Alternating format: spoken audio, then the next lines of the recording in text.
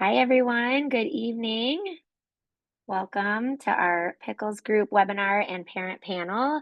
We are partnering with five incredible organizations tonight. We've got We Got This, Experience Camps, Pancreatic Cancer Action Network, Inheritance of Hope, and Twist Out Cancer. We are so glad that you're here to have this important conversation and discussion that so many parents and clinicians have been requesting. And so we're really grateful to finally be able to share this information with you all. And this will be recorded. So if you're juggling multiple tasks at home, we completely understand, and you will have access to the recording as early as tomorrow. And so, as well as a PDF of the slides, which has a lot of important information not only about Pickles Group, but about all of the respective organizations that are joining us here tonight. So if you're in a position to safely do so, we'd love to hear where you're joining from. It's always so exciting and important to see the community that we're growing near and far and see folks joining from all over the country. So we'd love to hear where you're joining from. I'm in Illinois, and I am the Chief Clinical Officer for Pickles Group.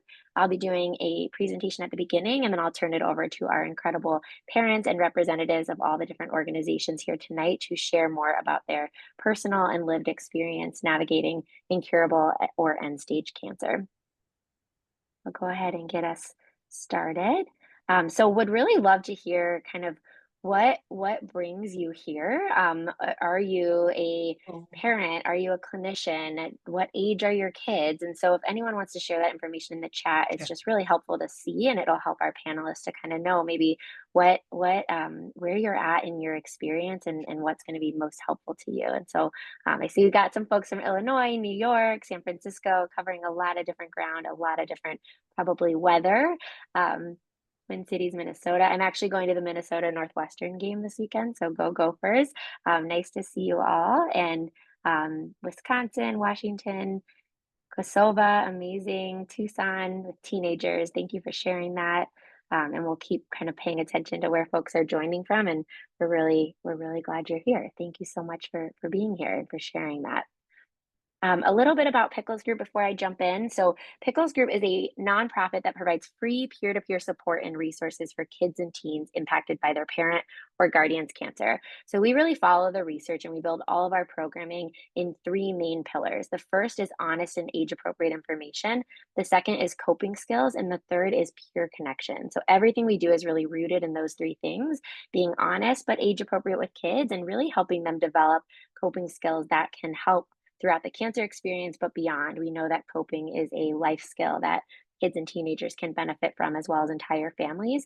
And the main piece is peer connection, really helping kids understand that they're not alone in this lived experience. So we started providing support specifically to kids who have a parent with cancer. And we've recently evolved our programming to support kids who have lost a parent to cancer as well. We've had kids in our Pickles Group who have experienced loss, who really wanted to stay with Pickles Group and have an ongoing community. So we've built that. And we're only a 4 year old organization, so we wanted to grow really thoughtfully and cautiously, and so we're finally feel ready to be able to provide quality programming for kids in different aspects of their parents' cancer experience. And so that's really the timing of this webinar and this panel is that we do have these jars, what we call pickles jars, available now for kids who have experienced loss. And so a lot of times kids will start with our Connect Over Cancer program and then they'll move into a jar for kind of the ongoing advanced and complex cancer experience and then stay with us depending on their parents' outcomes. And so you'll hear from parents tonight who have navigated different parts of the experience, those who are living with years of metastatic or advanced stage cancer, as well as partners of those who have died from their cancer diagnoses. And so we recognize that wherever you are in your lived experience, you're coming to this talk specifically to hear about how to navigate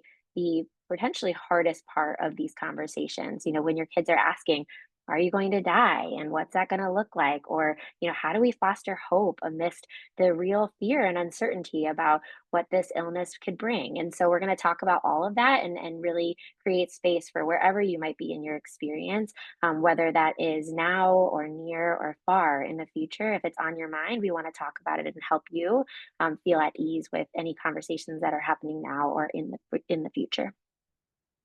So I'm going to talk about give an overview. We're going to talk about our three guiding tips. So our three guiding tips at Pickles Group are in our free family cancer support kit, and that is distributed to thousands of hospitals across the country and the globe.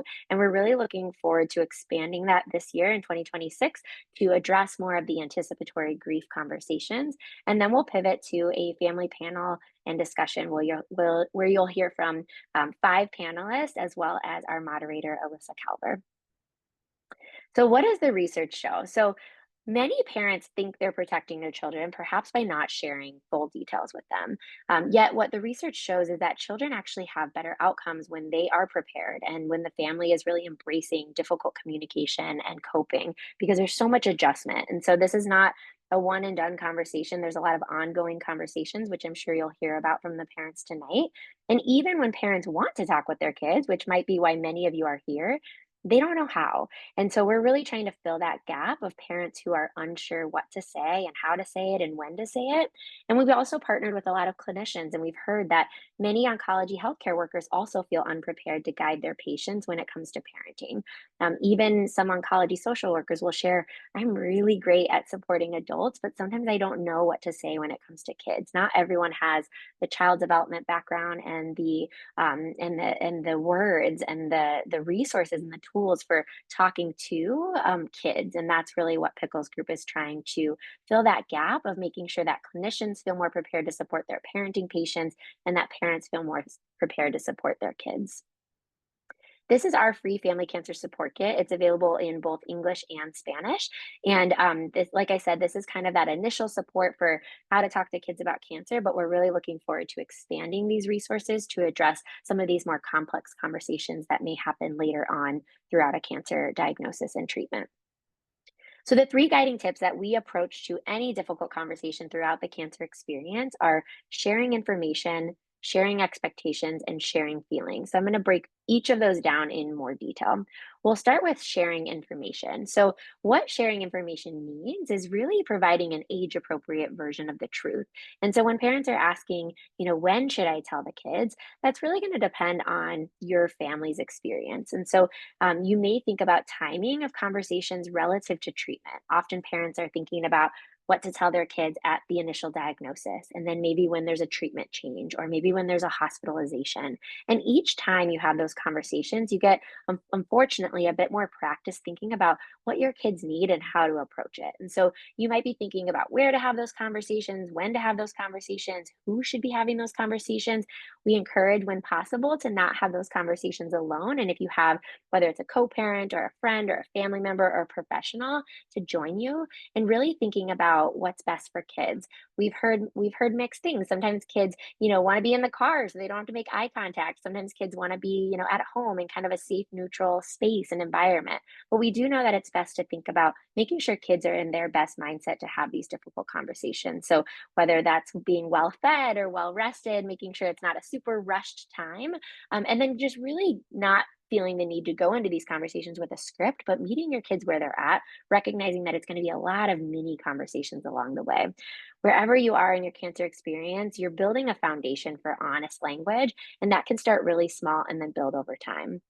So, when thinking about how should I tell the kids any difficult conversation, it can be helpful to provide a warning, especially when there's cancer. There's often a lot of uncertainty. You never know, is it going to be a good day or a hard day, or what's going on, or how's the appointment going to go? Kids feel that too. And so, when you're trying to navigate just kind of the daily, normal aspects of life and parenting, it can help to give kids a warning and say something like, I have something important to talk to you about.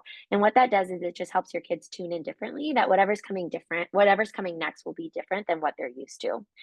Talking to kids about what you do know and what you're not sure about. And it can always be helpful to say, what we know is this. Here's what we're focused on right now. Because of course, as a parent, you might be really worried about and thinking about a lot more than what's happening right this second. But for kids, they really need to know what's right in front of them. What are they seeing? What are they experiencing? How is it affecting them? And then you can follow their lead in terms of what they want to know more about. It can even be helpful to say, what the doctors are telling us is this, right? This is what the doctors and what we are hoping for right now. Because often, even though you're having bigger conversations or you're thinking about the future, you might be having a conversation right now that the doctors are telling us that there's a medicine that we're going to try to see if it helps me, right? And when we have more information, we'll follow up with you. Parents often worry, what about my kids? Like, are my kids going to be okay? And so I'm excited for you to hear from a lot of the parents on the panel to share their highs and lows of parenting with incurable or end stage cancer. And what we find is that kids really prioritize when they feel like there's trust and connection. And so if you're a parent of a teen and maybe you're thinking, they don't want to talk about this, like, what do I do?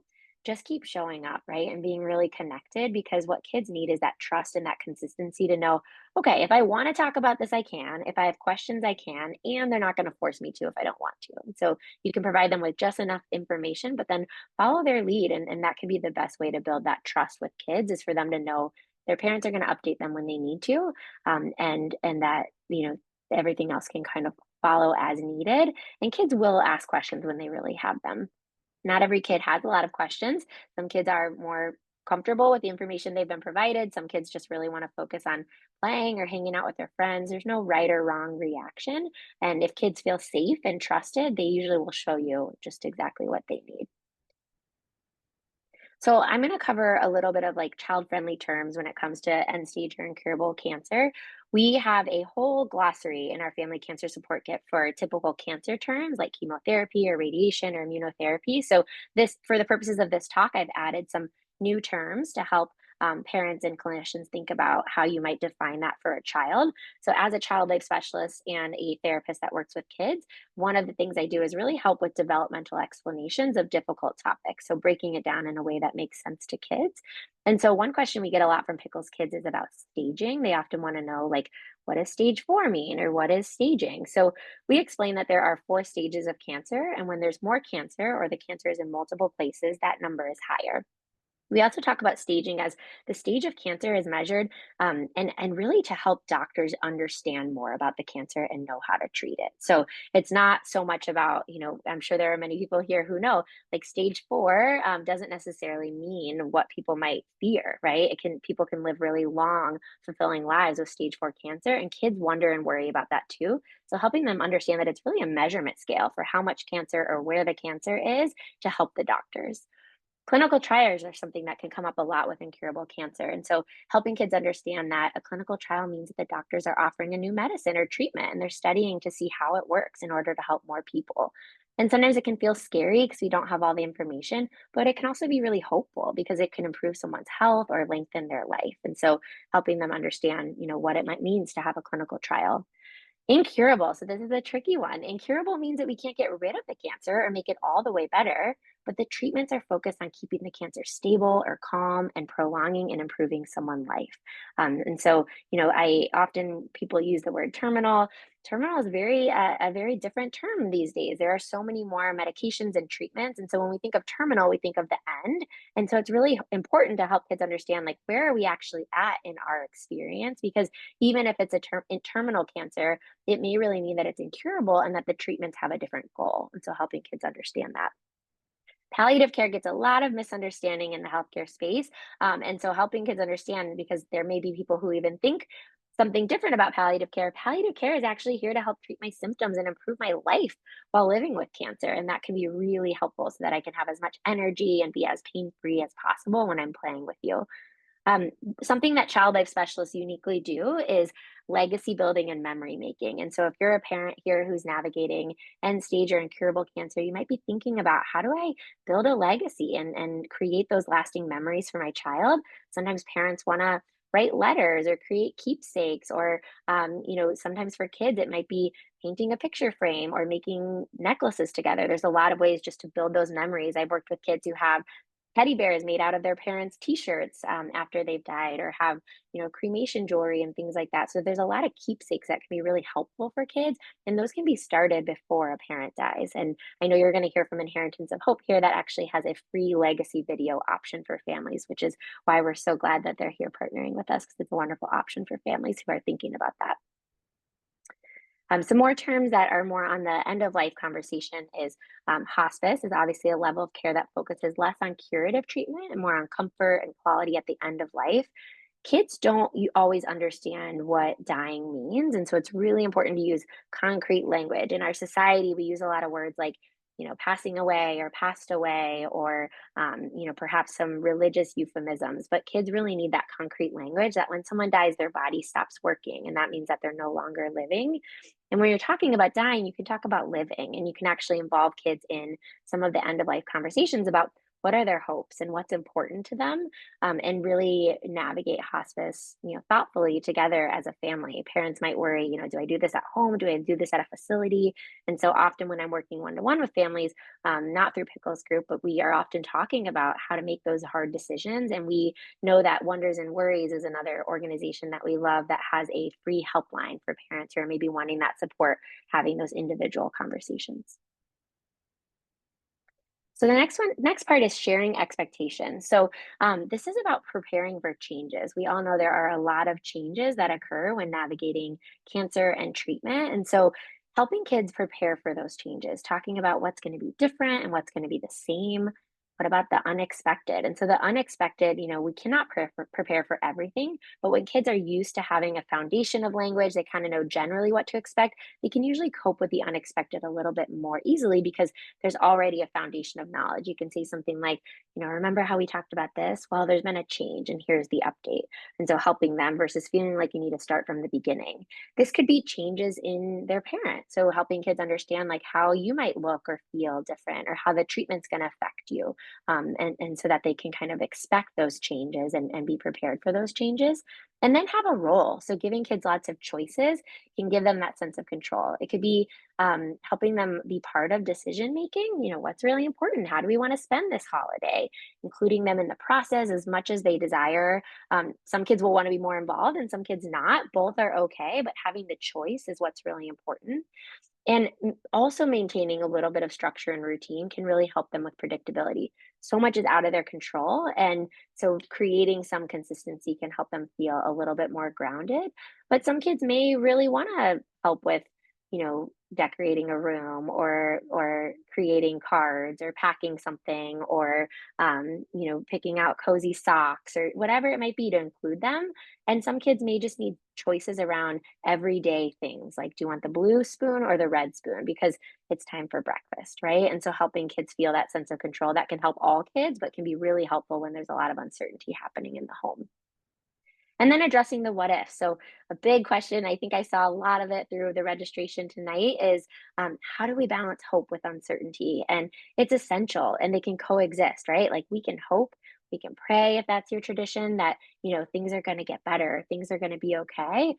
Maybe asking yourself, like, what are we hoping for? Maybe we're hoping for really good days, or maybe we're hoping to be able to adjust the days that are hard. Maybe we can't have a dance party right now, but you can dance and I can play DJ, right? Like, what are the things that can look different but still be meaningful?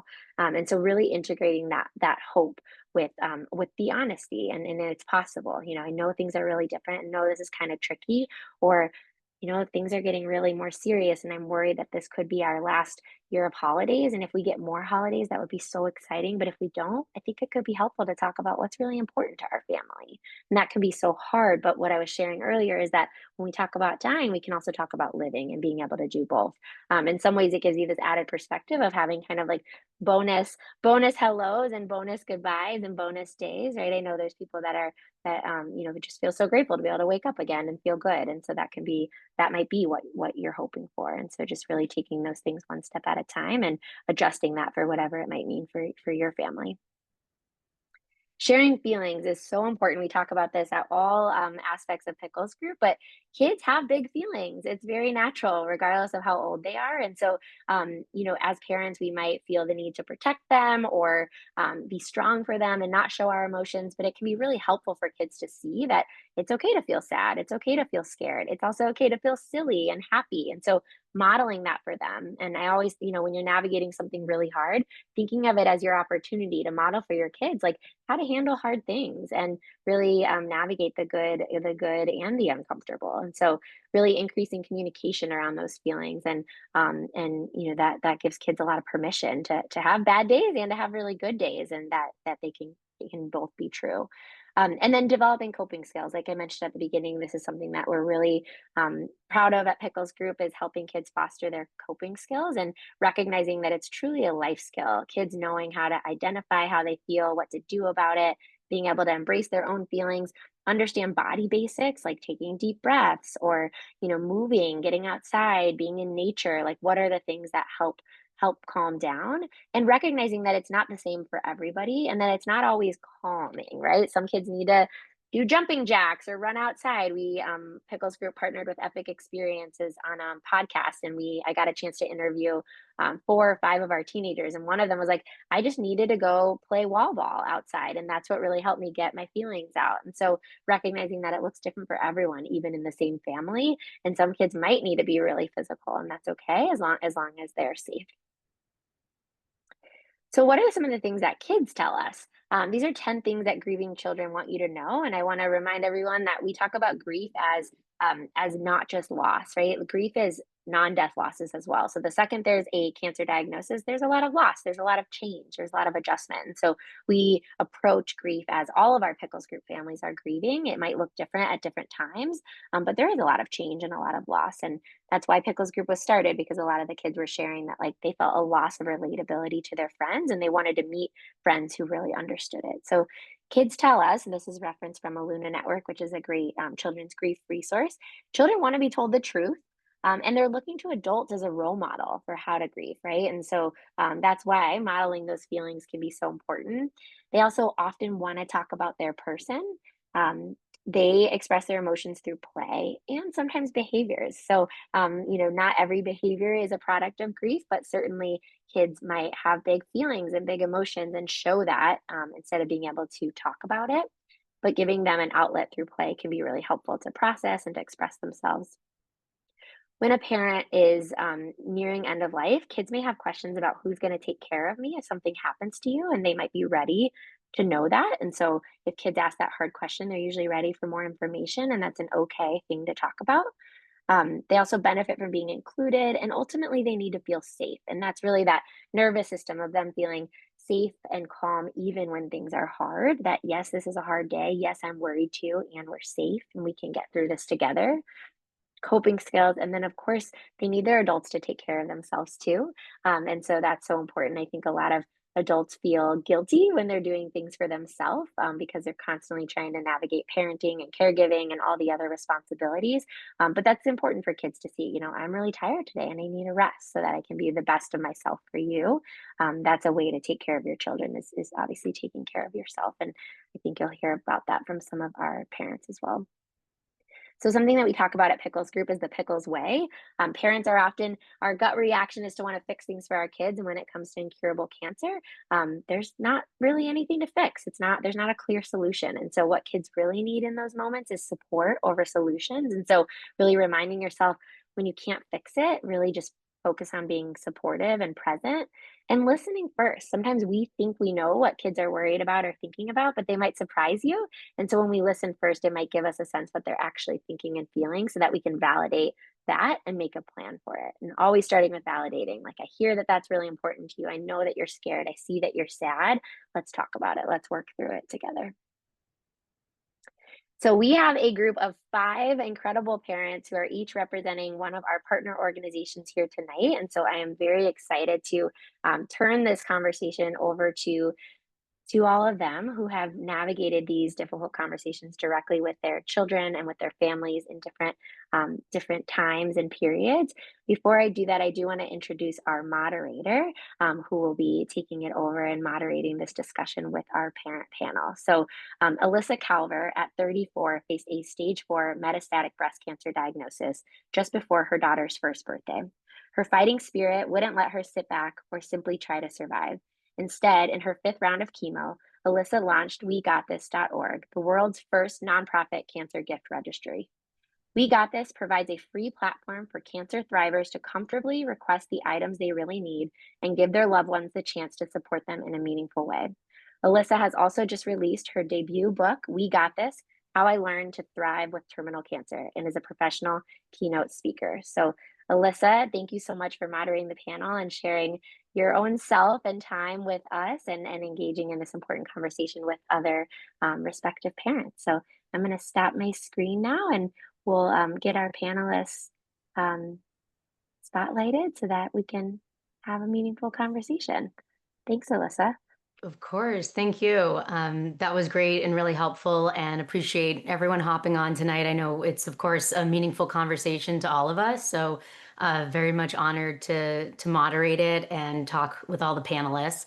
So wanted to start by letting all the panelists introduce themselves, and then we'll hop into some of those questions. So Andy, would you like to kick us off? Absolutely. Thanks, Elissa, and thanks, Kelsey. That was a great presentation. My name's Andy Hart. I am from Skokie, Illinois. My wife, Amanda, was diagnosed with stage 4 inflammatory breast cancer in February of 2022, and she passed away February 2025, so just a little under a year ago. We have an 8-year-old son. I'm sorry, 9. He just turned 9 days ago. I got to get used to saying that he's 9 years old now. And I'm here representing Pickles Group. We've been part of the Pickles organization since not long after my wife's diagnosis, and they've been a huge support to our family. So proud to be here and representing Pickles. Thanks so much, Andy. Mm. Sean, we'll have you introduce next. Sure, Sean Diamond. I live in San Diego, California. I'm here representing Experience Camps, which is a tremendous organization that has summer camps for kids that have experienced loss. And my wife was diagnosed in 2016 and passed in 2017 when my boy-girl twins were 6 years old, just about to turn 7. So several years past it all, but happy to hear and to share my experience, and maybe we can help some folks. Definitely think so. So thank you, Sean. Nick, I'll have you go next. Sure. So, hi everyone. I'm Nick Pifani. I live in the Philadelphia, New Jersey area. I was diagnosed with stage 3 inoperable pancreatic cancer back in March of 2017. At that time, my kids were 10.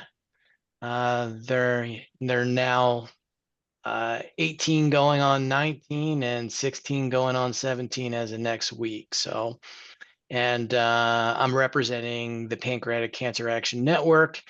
I'm a volunteer and a patient advocate. Amazing. And thank you for sharing your own unbelievable thrivership with us as well. So thank you, Nick. Christina. Hi, everyone. First of all, thank you for having all of us, and thank you to everyone who's sharing. My name is Christina Burke. I'm in the Philadelphia area. I'm actually right in Center City. I was diagnosed with breast cancer in 2019, stage 2, and not even a year later, and this is all during the pandemic, my husband was diagnosed with stage 4 EGFR lung cancer, and he has since passed in 2022.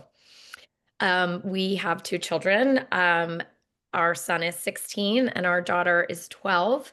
And I work for a nonprofit organization that offers art therapy to any individual touched by cancer. So a previvor, survivor, thriver, caregiver.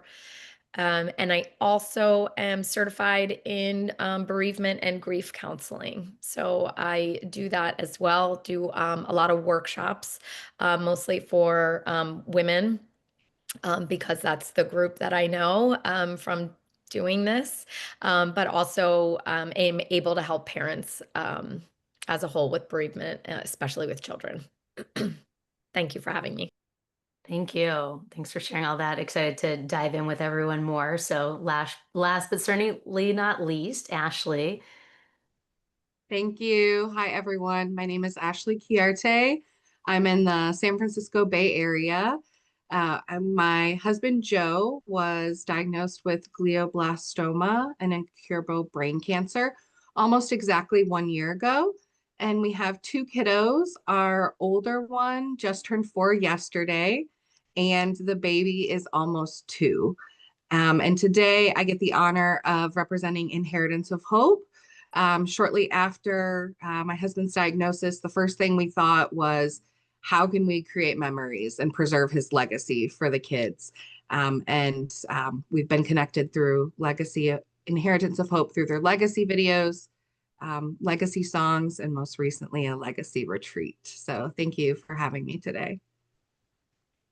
Amazing. Well, definitely excited to dive right in. Appreciate you all sharing that. And we're going to share a whole lot more, I'm sure. So wanted to kick off with the first question. What have been some of the benefits of talking with your kids about your cancer, uncertainty, and what lies ahead? I thought, Christina, if you want to kick us off on that first, that would be awesome. Sure. I actually made some notes. I have 5 things that I think are pillars and really beneficial to talking to your kids.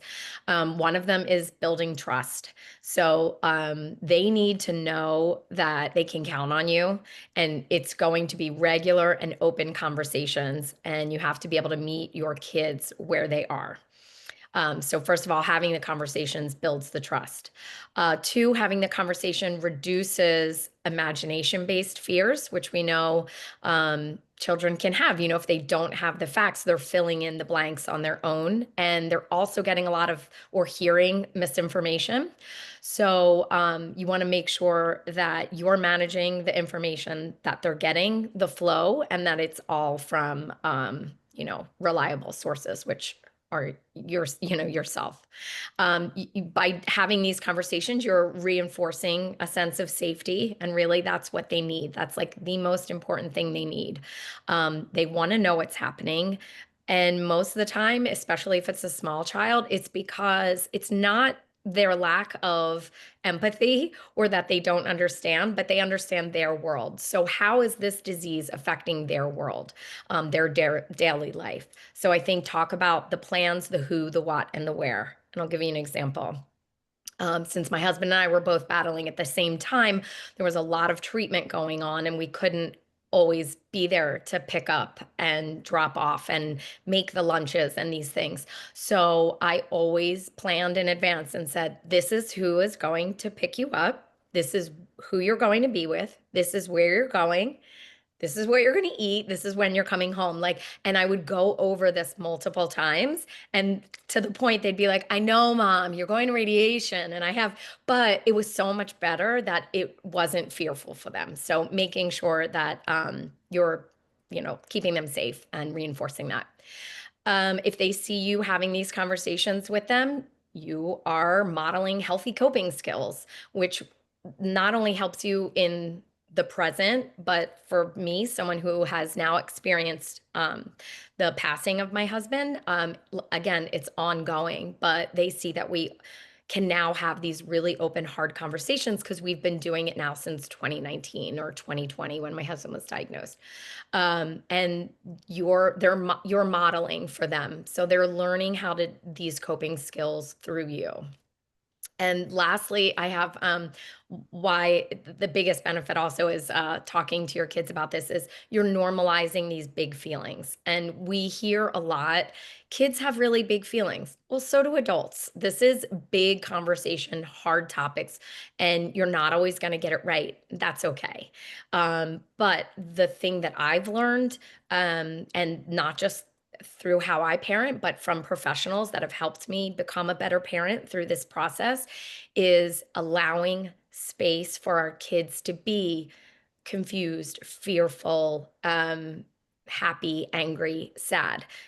As a mom, and we've heard this too, when I would hear something from them, immediately I go into solution mode. That did not help. So I stop, I hold, I listen. I don't have to make it right. It's just about normalizing the big feelings that they have and allowing them space for them. So those are the 5 things that I think are the biggest benefits to talking to your kids about cancer.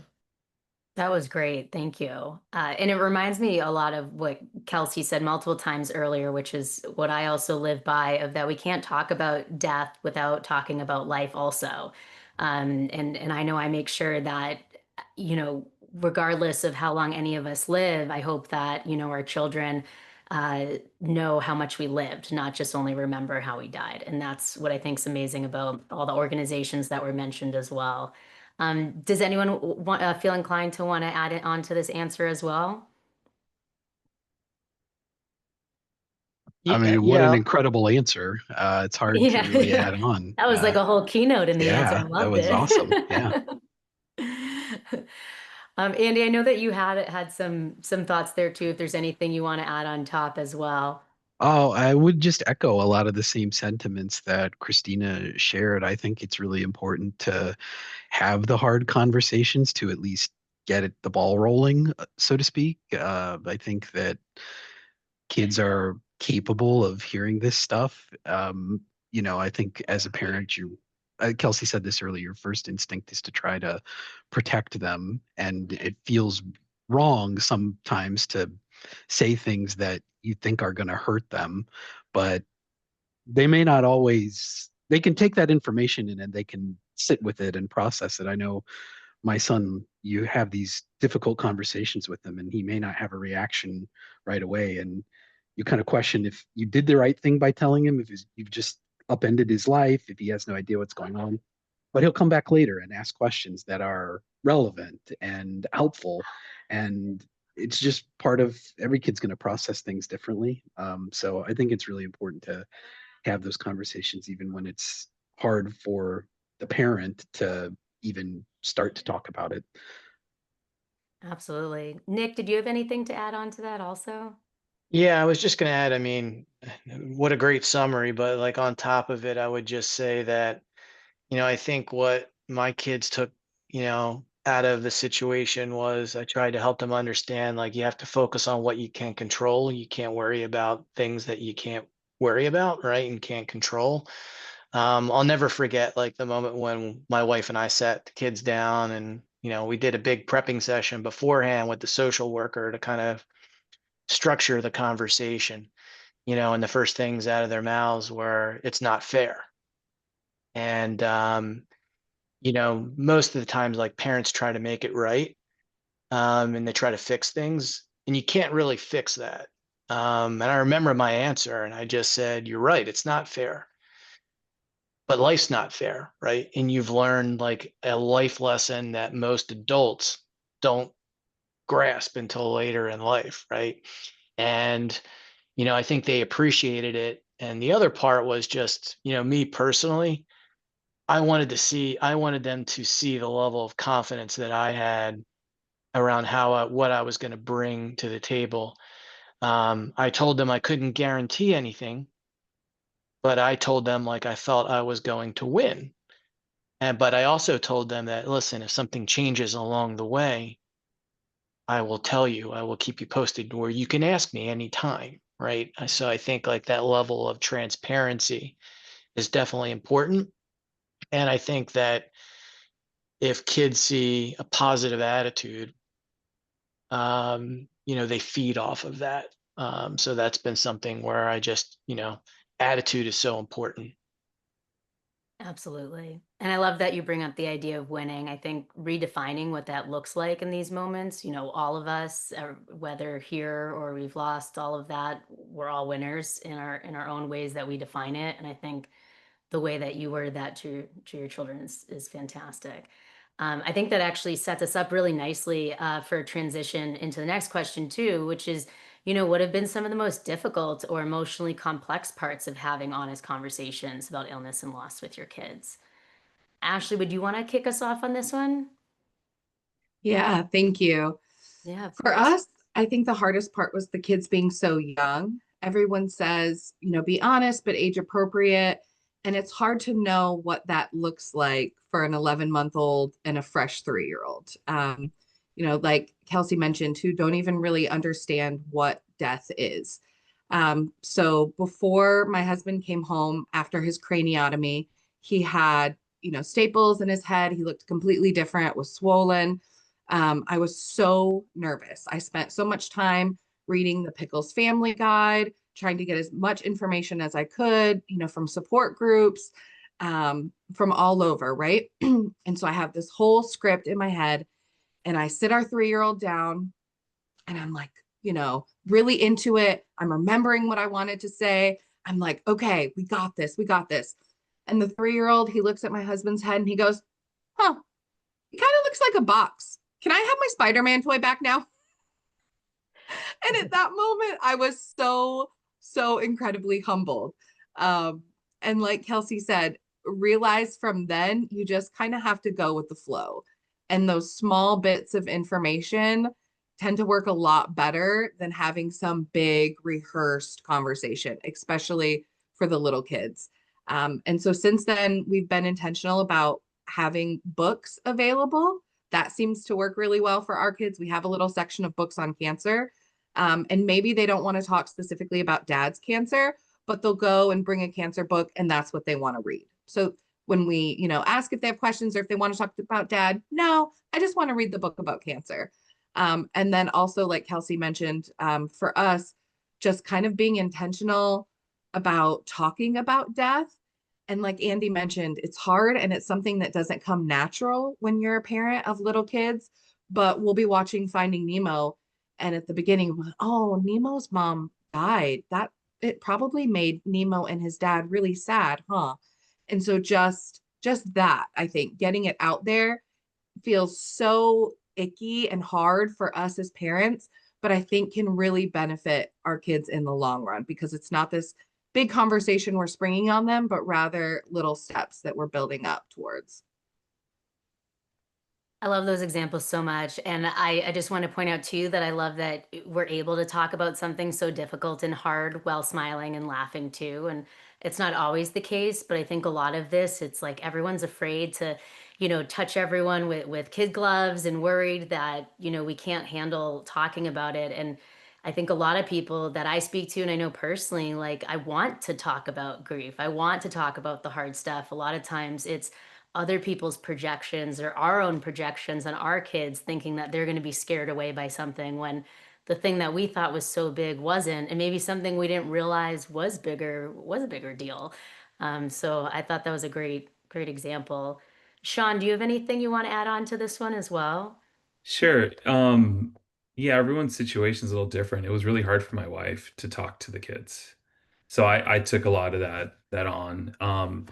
When they were really little, I had this genius idea of creating Gmail accounts for them that would they'd have for the rest of their lives.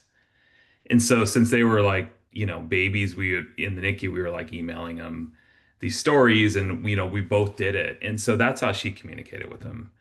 And so they didn't really get a lot of that till later, till they got this Gmail account when they were 10 or 11. I probably gave them to them.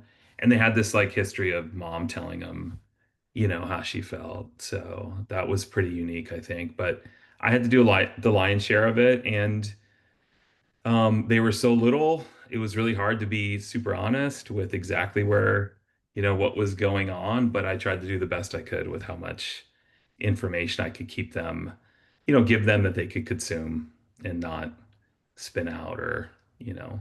So I don't remember any like big moments. It was just a lot of little moments in the car or, where the time feels right. So Thanks for sharing that. And I think it's so great the Gmail accounts as an example of, your wife being able to express things at the time that she was feeling them, but it not needing to be delivered right then. If anyone else has any, tips like that or scenarios that they think have helped them throughout, and I know it can be so different. My daughter's 5 now. I was diagnosed when she was just turning 1, so it's very different what we tell her now versus then. But I sometimes use old videos or things to kind of give her that feeling of where she wasn't scared when I was bald or other things like that.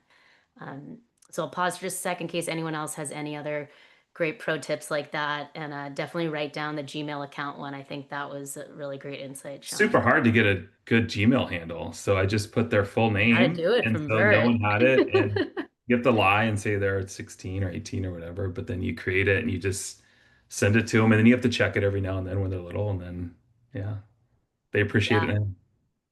absolutely. Very smart. Ashley, I saw you go off. Yeah, Ellie mentioned earlier, but in the chat. But for us, the legacy video was so amazing. because our kids are so little now. They're not going to have questions right now, big philosophical questions for dad. But Inheritance of Hope asked adults who had lost a parent when they were children, what's some of the things you wish you would have been able to ask your mom or your dad who passed? And that's where they curated those list of questions from. And so I try to preserve a legacy now for the kids and make memories now. But I'm also trying to look for the future and think like, what are they going to want when they're teenagers or when they're young adults or when they're having kids?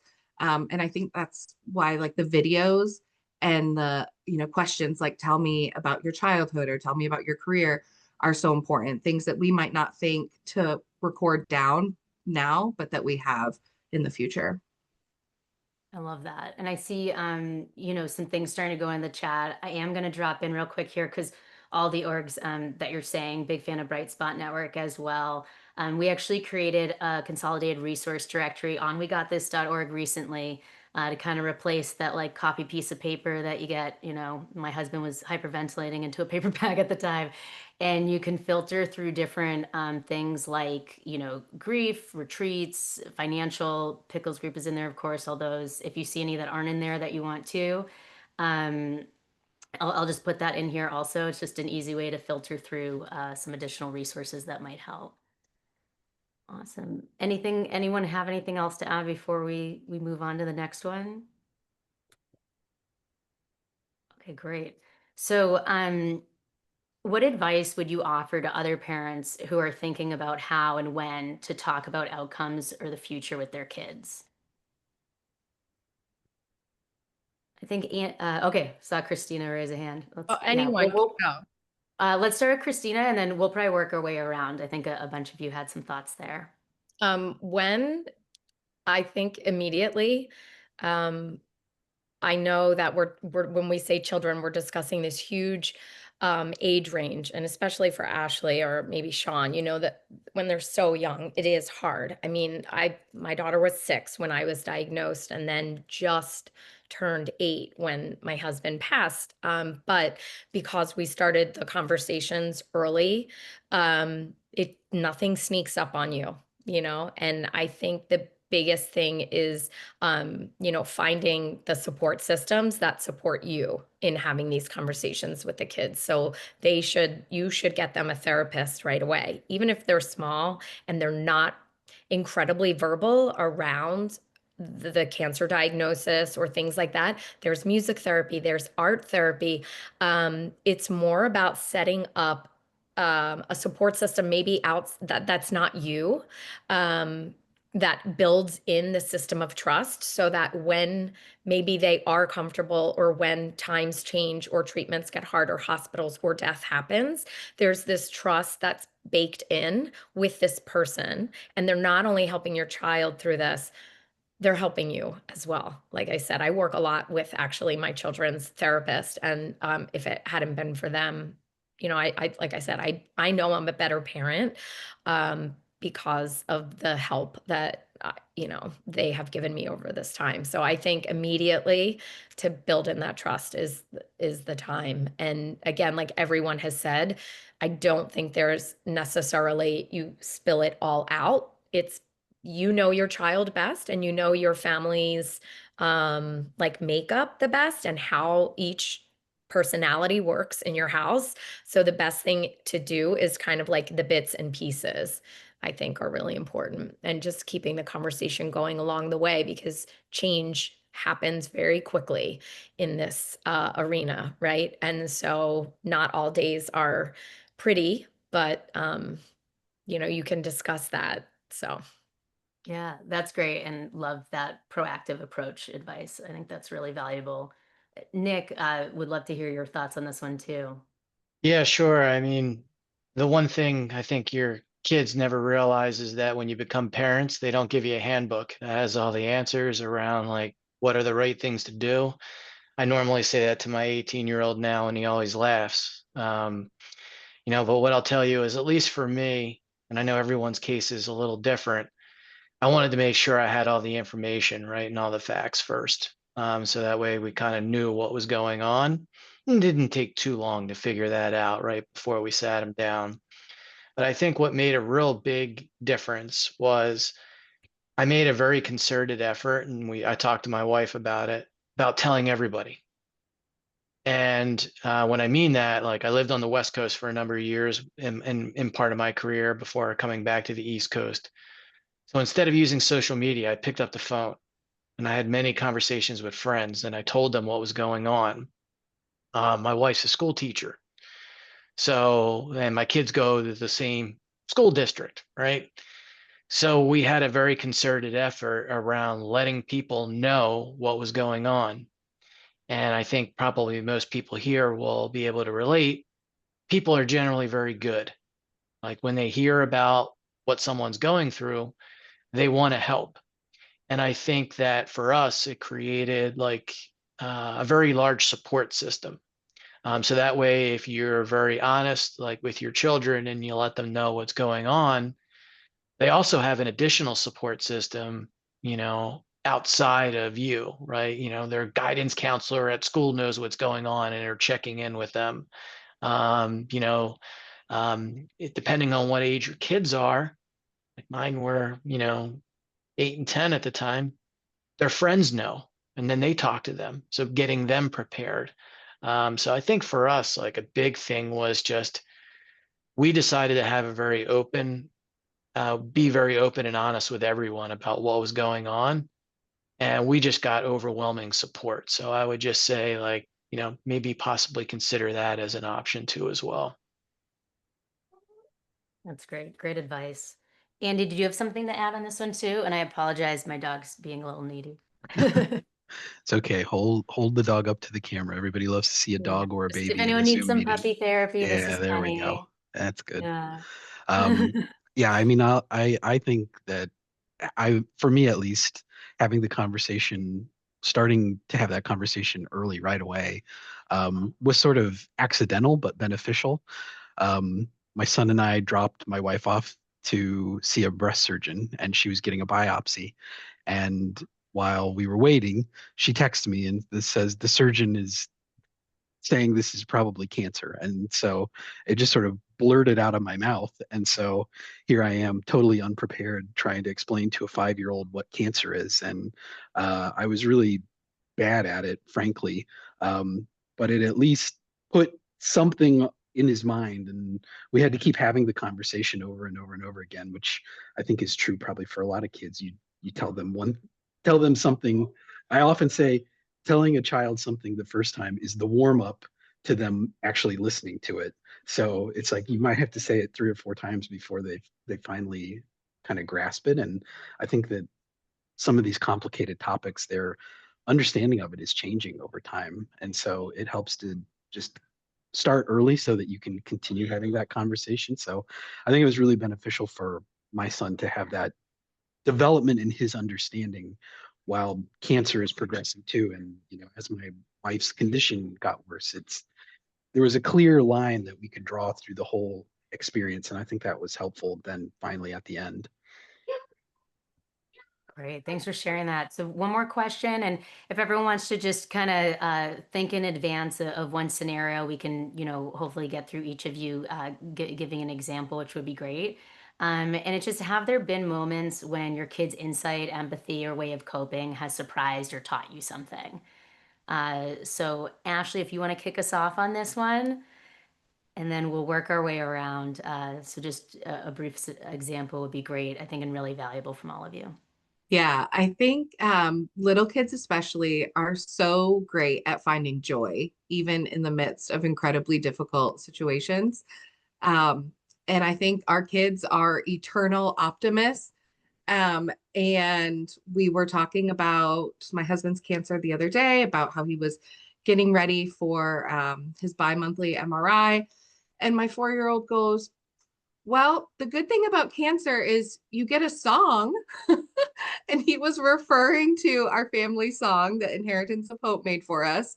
And he thinks it is the coolest thing ever that we can ask Alexa to play our family song. And so we were like, yep, we sure do. We have our own song, buddy. And so I think they're so good at reminding my husband and I that we can still find joy even in the midst of really difficult seasons. Love that so much. You'll have to share that song with everyone too. Uh, Sean, if you don't mind chiming in on this one too. My kids were just turned 7 when my wife passed, and they just turned 15. And so they're these big, robust children now. So what I've seen out of them, and I'll plug kind of hopefully another tip. Life kind of changed when I got them involved with camps very early. So they could get all their peer support. And so we went to a family camp with a group that I'm associated with now called Oncology and Kids. And then they went to Camp Kesem, and now they're with Experience Camp. My daughter's part of um, like their board. And so they're now leaders in helping others get through this, which I'm really proud of. So you've seen like this evolution of them relying on others. And then now, they're teenagers helping others that are in the same position. So I'm probably most proud of that. That's amazing. And you should be proud of yourself for that too, because I don't think that just happens.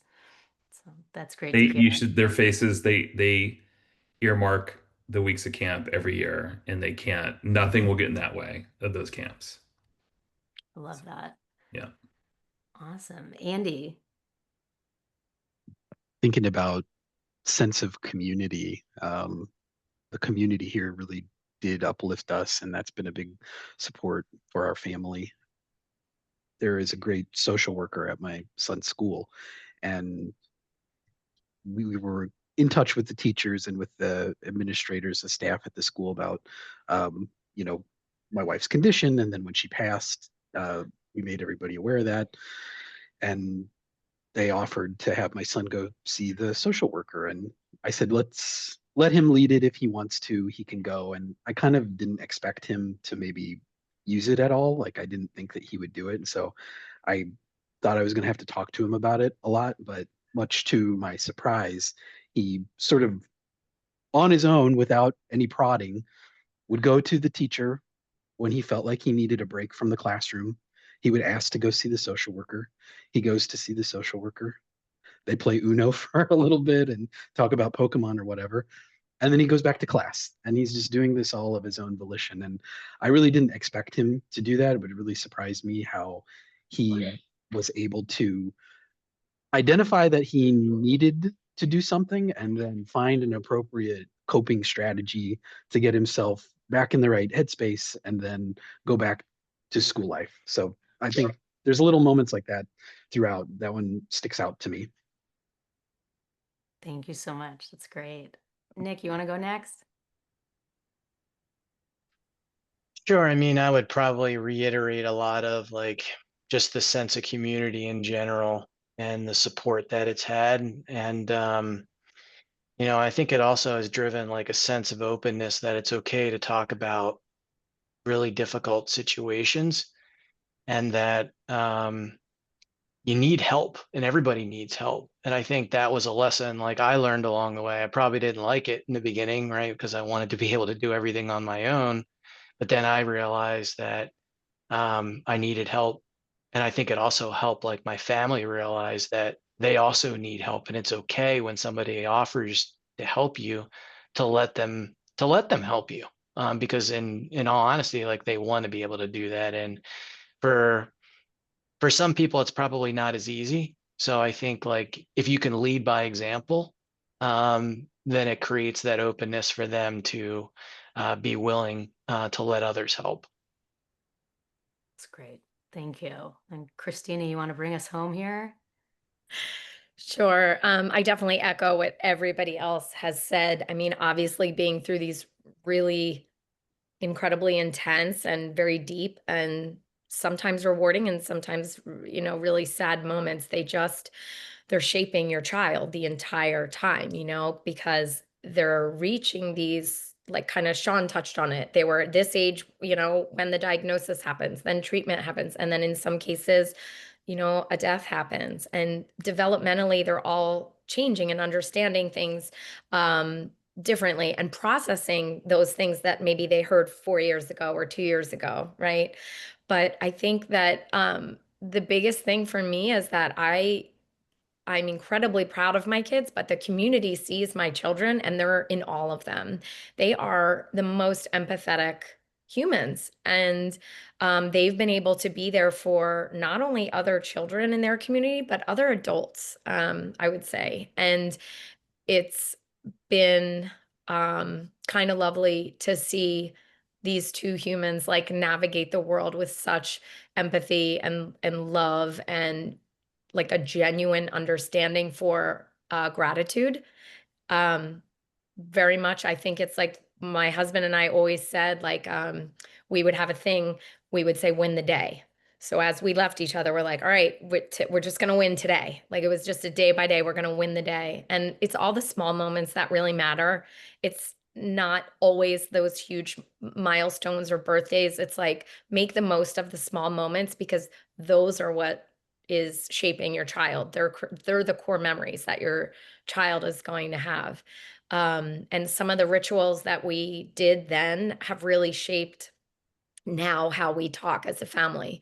And I'm most proud that they are just little humans with big gratitude in them, and they see the small things and they know how much that means. And for me, that means everything. Amazing. Well, you're all amazing. Your families are amazing. Thank you so much for letting me be a part of this conversation. And I'm going to pass it back to Kelsey. Awesome. Thank you, everyone. I feel like like always, we could probably go on for another hour, but it's so wonderful to hear all of your families and your inspiring children. So thank you for sharing those stories with us. Before we close, I just wanted to share that if those of you who are interested in having your kids join a pickles group, we are enrolling. Our enrollment date closes on December 19th, and we have both our Connect Over Cancer program, which is for kids living with a parent's cancer. And then we have our pickles jars, which is for kids who have a parent with advanced, complex, or ongoing cancer, or who have lost a parent to cancer. And so both of those, the enrollment deadline is December 19th. So we'd love to welcome your kiddos who are in first through 12th grade, as well as all of the other organizations. You're going to receive a PDF of this slide deck, which has all the respective organizations. You can see information about some of the resources that were shared tonight, as well as a list of resources in the email and a recording. So all of that to reference. We also on December 10th, if you enjoyed this and you want to hear directly from kids as well, we are going to have on December 10th a panel of kids sharing their lived experience navigating their parents' cancer, some who have a parent living with cancer and some who have lost a parent to cancer. We have 4 kids on the panel and I'll be interviewing them. So we would love to have you join us for that conversation. That will be our last webinar and panel of 2025, and we are planning a lot for 2026. So thank you for joining us. Thank you to our panelists. Thank you to Elissa, our moderator. Thank you to all of the organizations who joined us here tonight. We Got This, Inheritance of Hope, Experience Camps, Pancreatic Cancer Action Network, and Twist Out Cancer. On behalf of Pickles Group, we are so grateful to partner with you and to be in community together. So thank you, everyone, and have a good night.